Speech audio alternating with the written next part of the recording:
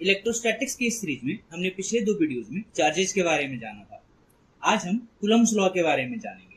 Hi, I am Abhinav from resilience personalised learning with IITians। तो Coulomb's law क्या बताते हैं? ये बताते हैं किसी भी दो चार्ज के बीच में इंटरेक्शन यानी इंटरेक्टिंग फोर्स कितना लगता है। तो अगर दो चार्जेस है Q1 and Q2 and the distance between them is R, तो दोनों के बीच में जो फोर्स लगता है वो directly proportional to product of their charges and inversely proportional to square of the distance between them. मतलब दोनों को अगर एक साथ लिखें तो कुछ ऐसा होगा Q1 Q2 upon R square. अगर ये प्रोपोर्शनलिटी हटाते हैं हम तो एक कांस्टेंट आता है F equals to K Q1 Q2 upon R square, और ये जो कांस्टेंट है ये मीडियम के ऊपर डिपेंड करता है।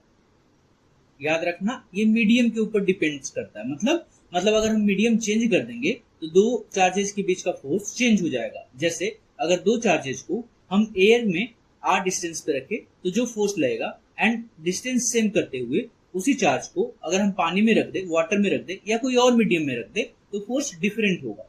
ठीक है, तो ये मीडियम के ऊपर डिपेंड करता है। तो ये मीडियम के किस प्रॉपर्टी के ऊपर डिपेंड करता है? तो एक परमिटिविटी प्रॉपर्टी होती है, उसको इप्सिलन से रिप्रेजेंट करते हैं। ये जो ई लिखा हुआ है ना, इसको इप्सिलन पढ़ते हैं, इप्सिलन से रिप्रेजेंट करते हैं। इप्सिलन याद रखना, इप्सिलन से रिप्रेजेंट करते हैं।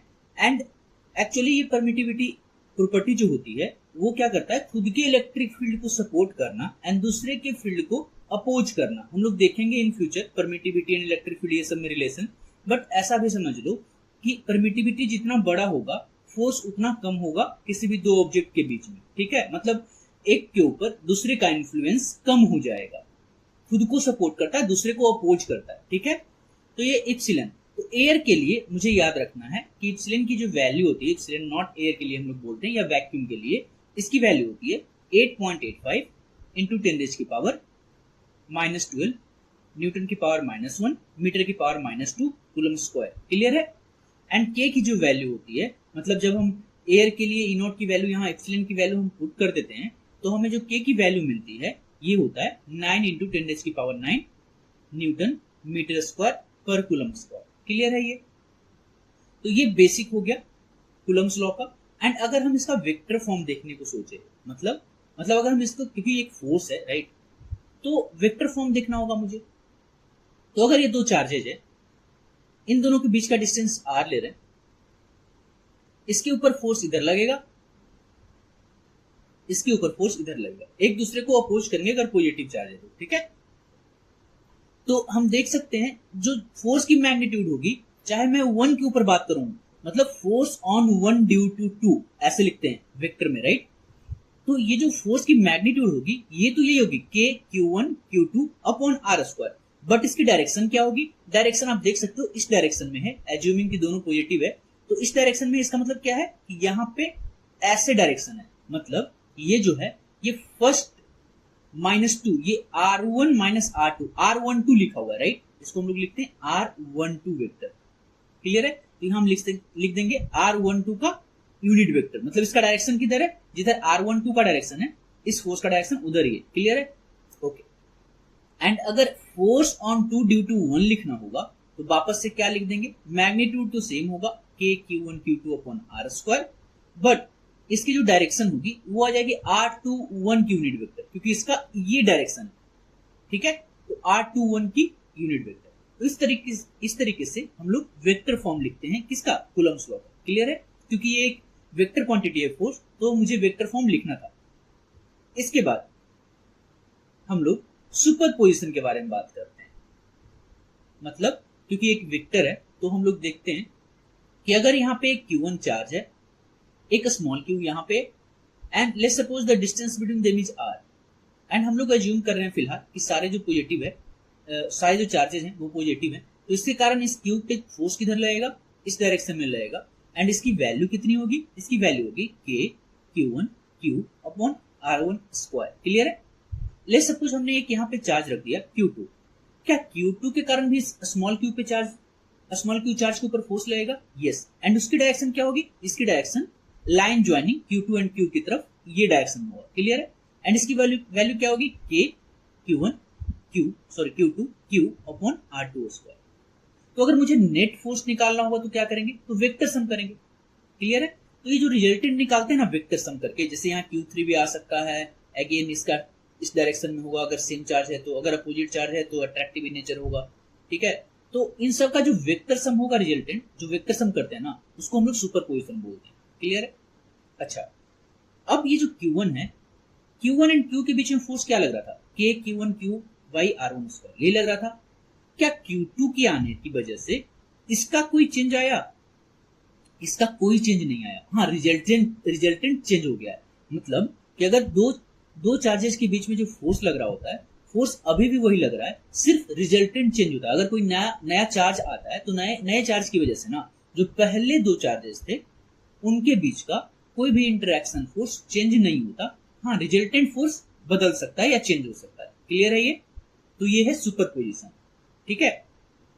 अच्छा, तो अगर हम लोग बात करते हैं कूलम्स लॉ के बारे में, तो इसकी कुछ लिमिटेशन भी है क्या सर? यस, इनकी लिमिटेशन भी है। क्या लिमिटेशन है? सबसे पहली बात, ये एक्सटेंडेड चार्ज पे वैलिड नहीं है। मतलब अगर कोई एक ऐसा ऑब्जेक्ट है, लेट्स सपोज एक रॉड यहां लिया, एक रॉड दूसरा यहां लिया, लेट्स सपोज इसका टोटल चार्ज Q1 है, इसका टोटल चार्ज Q2 है, and the distance between rod एक सेंटर से दूसरे सेंटर का R है, तो क्या हम force equals to K Q1 Q2 upon R square लिख सकते हैं? नहीं लिख सकते। एक्सटेंडेड चार्ज के लिए वैलिड नहीं है। तो हम ऐसे केसेस में फोर्स कैसे निकालते हैं? हमें इंटीग्रेट करना पड़ता है। हम देखेंगे कि कैसे हम प्रोसीड करते हैं। इलेक्ट्रिक फील्ड वगैरह जब कंसेप्ट डिफाइन होगा उस टाइम पे हम लोग इसको देखेंगे। ठीक है, इलेक्ट्रिक फील्ड इसके लिए डिफाइन करना पड़ता है। तो क्या होता है, यहाँ पे ना एक्सटेंडेड चार्ज के लिए वैलिड नहीं है, तो आप यहाँ पे लिख सकते हो not valid for extended charge. सिर्फ पॉइंट चार्ज के लिए वैलिड है, not valid for extended charge. अच्छा, और कोई लिमिटेशन? यस, एक और लिमिटेशन है। अगर दोनों ऑब्जेक्ट, ले सपोज जो दो ऑब्जेक्ट पे आपस में हम फोर्स लिख रहे थे जैसे चार्जेस के बीच में, तो अगर Q1 Q2 दोनों मोशन में है ना, तो ये वैलिड नहीं होता। मतलब not valid when both charges are in motion।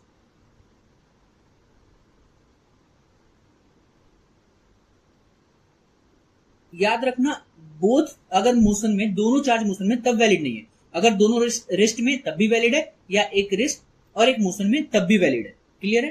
तो ये दो लिमिटेशन है किसके? Coulomb's law. क्लियर है?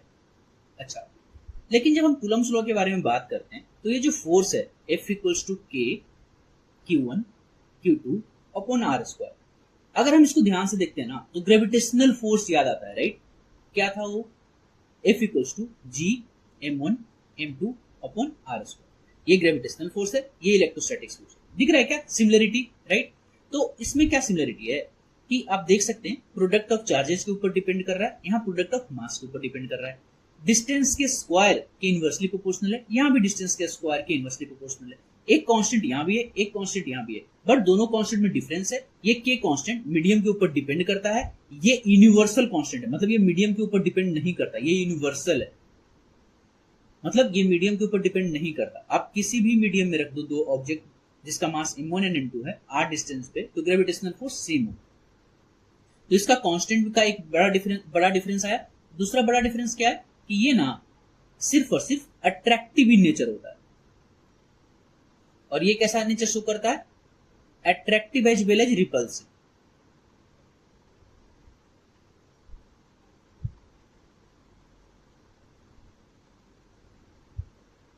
क्लियर है? तो इस तरीके से हम लोग इलेक्ट्रोस्टैटिक्स एंड ग्रेविटेशनल फोर्स के बारे में बात करते हैं।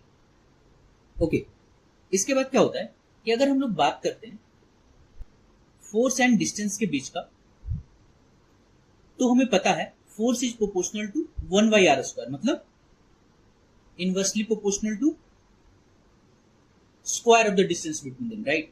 मतलब ये हुआ कि अगर एक Q1 चार्ज है, एक Q2 चार्ज है, एंड लेट्स सपोज दोनों के बीच का डिस्टेंस है r डिस्टेंस, तो अगर इस दोनों के बीच का फोर्स लग रहा होगा F0।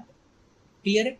तो अगर हमने क्या किया सर कि लेट्स सपोज डिस्टेंस को ना 2r कर दिया, डबल कर दिया, ये Q1 है, ये Q2 है, एंड डिस्टेंस को डबल कर दिया, तो जो नया फोर्स होगा, मतलब F न्यू होगा ना, डबल करने से 1/4 टाइम्स हो जाएगा।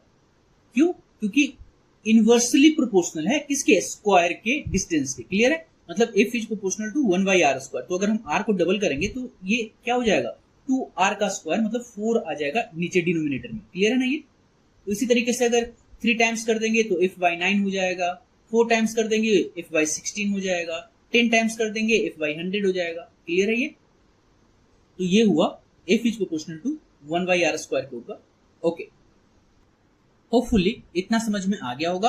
अगर कुछ डाउट है तो आप कमेंट करके बता सकते हो।